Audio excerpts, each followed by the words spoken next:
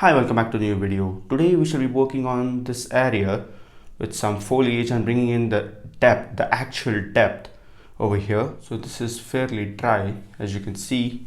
Now I'll just take in some limelo, sap green and just a touch of yellow ochre, not much of yellow ochre, just a touch, just to add in some flavor. And I'll take that color on my modified flat brush. Let's come right over there and drop in the foliage action right over there. In fact, I'm loading decent amount of paint and tapping it very lightly. Added just a bit of yellow ochre to that to change the flavor a bit.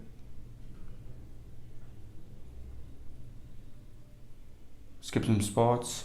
And as we're going to come over here, let's add in some more yellow ochre. The more paint you're going to load, the lesser pressure you have to apply.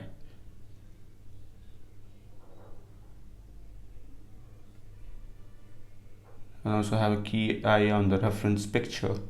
Go back to some sap green and limelo and whatever color was mixed up with that brush. Added some limelo just to change the flavor and added some brightness. Don't overdo in the same place.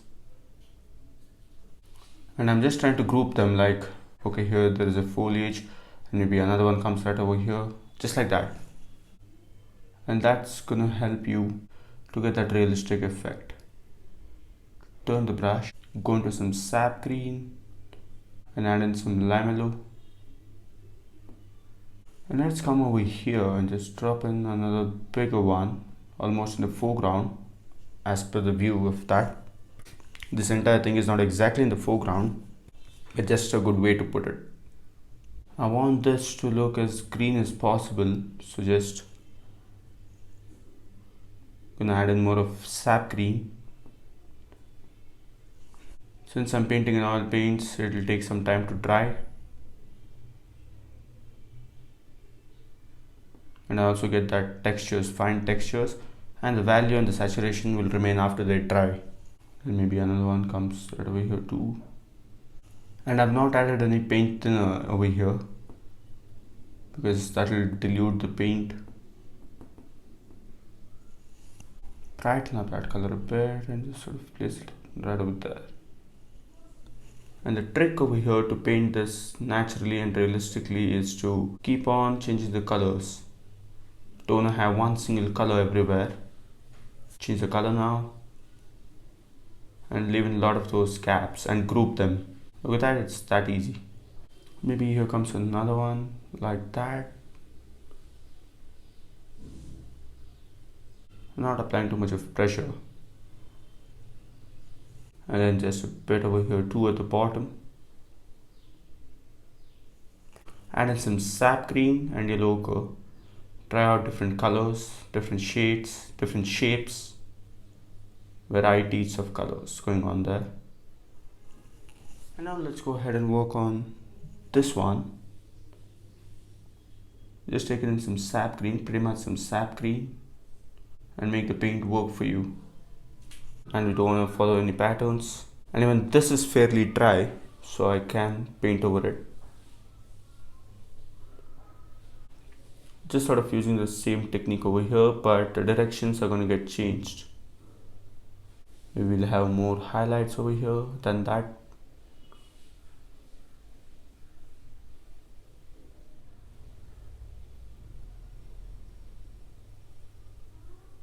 Tapping it very lightly over here too. Add in some limelo.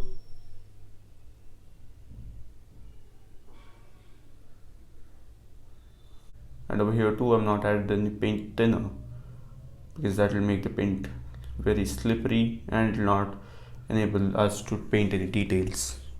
Load in some thick paint of sap green. Let's sort of drop it in right over there. Look at that, it's that easy.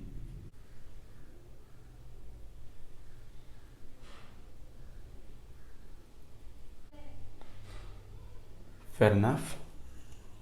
So now to that very same pile of paint, I've added in some white and limelo. And let's come right over here and just drop on some highlights. something over there and just a bit over here and there, not much, but then just a bit. Wherever the reference picture is showing you the highlights, just apply it there.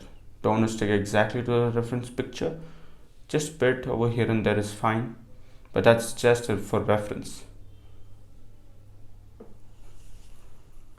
And now let's come over here and just drop on some more highlights on these grasses and brighten up them and build in the depth.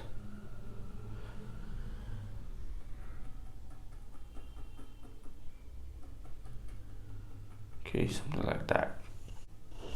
And just reflect it in the water.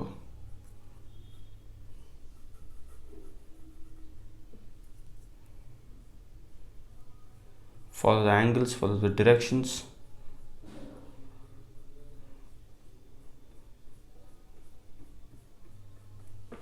Now on my worn out flat brush, I'll take in some black and let's come over here and drop in the separations. Load in thick paint. That also adds textures to your painting and does the blending very well. And now I'll switch over to my modified flat brush. That is a smaller version. Let's go ahead and place in some more of those darkness. Look at that, in places like that, they require a lot of textures.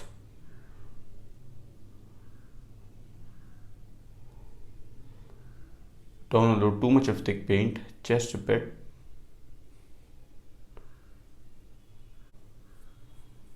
Okay, we'll cover that up. We'll see what can be done.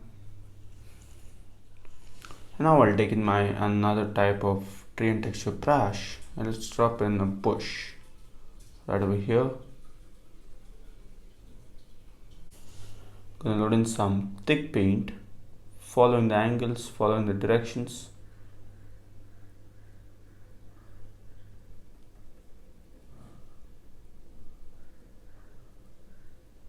With that, just like that. And let's go with some more sap green over here in the corner. Let's drop in that. I'm using a number 2 fan brush. Just mix in some black and place it right over there. And let's go with another coat of highlight right over there, and that works. In fact, I'm loading in very thick paint.